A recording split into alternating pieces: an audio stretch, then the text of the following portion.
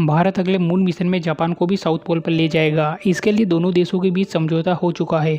इस मिशन के लिए दोनों देशों के वैज्ञानिक एक साथ काम कर रहे हैं। नासा और यूरोपियन अंतरिक्ष एजेंसी भी इस मिशन पर लगातार सहयोग कर रही है। कैसे, आइए जानते हैं।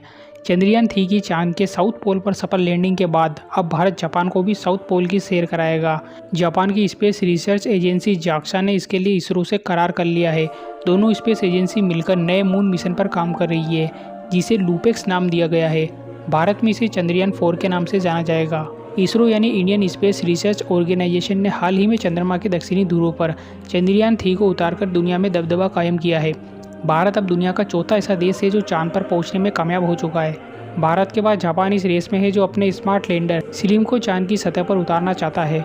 हाल ही में 2 बार इसकी लॉन्चिंग डेट बदली गई है। इस मिशन का परिणाम जो भी हो, लेकिन जापान की स्पेस एजेंसी जाक्सा ने अपने मून मिशन के लिए पहले ही इसरो से हाथ मिला लिया है।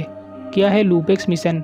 लूपेक्स का पूरा नाम लूनार पोलर एक्सप्लोरेशन मिशन है। ये एक मानव रहित मिशन होगा जिसका उद्देश्य चांद के दक्षिणी ध्रुव की डीप स्टडी करना है और यहाँ जताई जा रही पानी की संभावना की पुष्टि करना है। मिशन के लिए लॉन्च व्हीकल और रोवर तैयार करने की जिम्मेदारी जापान एरोस्पेस एक्सप्लोरेशन एजेंसी की है और लैंडर इसरो तैयार कर रहा है। जाक्सा के मुताबिक मिशन को 2025 में लॉन्च किया जाएगा, जो 3 से 6 महीने तक का होगा। क्या होगा इस मिशन का उद्देश्य? इसरो और जाक्सा के लिए लूपेक्स यानी चंद्रयान-4 मिशन का उद्देश्य अब तक के मिशनों में जो इमेजेस और जानकारियां कलेक्ट की गई है उसकी पुष्टि करना है। जाक्सा की ऑफिशियल वेबसाइट के मुताबिक चंद्रयान-4 का लैंडर और रोवर चांद के साउथ पोल पर पानी के संसाधनों को तलाशेगा और इसकी मात्रा का डाटा इकट्ठा करेगा ताकि भविष्य में ये अंतर्राष्ट्रीय सहयोगी मिशन में काम आ सके। इसके अलावा हाइड्रोजन का भी पता लगाया जाएगा।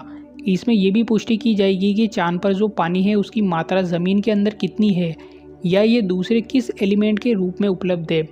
इससे ये भी पता चल जाएगा कि यदि चांद पर पानी है तो वो कहाँ से आया। चंद्रयान-4 या लूपेक्स कितना महत्वपूर्ण मिशन है, इसका अंदाजा इस बात से लगाया जा सकता है कि इस मिशन के लिए सिर्फ इसरो और जाक्सा ही एक साथ नहीं आए, बल्कि नासा और यूरोपियन अंतरिक्ष एजेंसी भी इसमें सहयोग कर रही है। ऐसा माना जा रहा है कि इस मिशन से पूरी दुनिया में मून पर भेजे जा रहे सभी मिशनों के लिए मदद मिलेगी। लैंडर के साथ रोवर भी भेजा जाएगा, जो एक तरीके से जल संसाधन जांच उपकरण होगा। इसे जाक्सा, इसरो, नासा और यूरो अंतरिक्ष एजेंसी के पेलोड होंगे।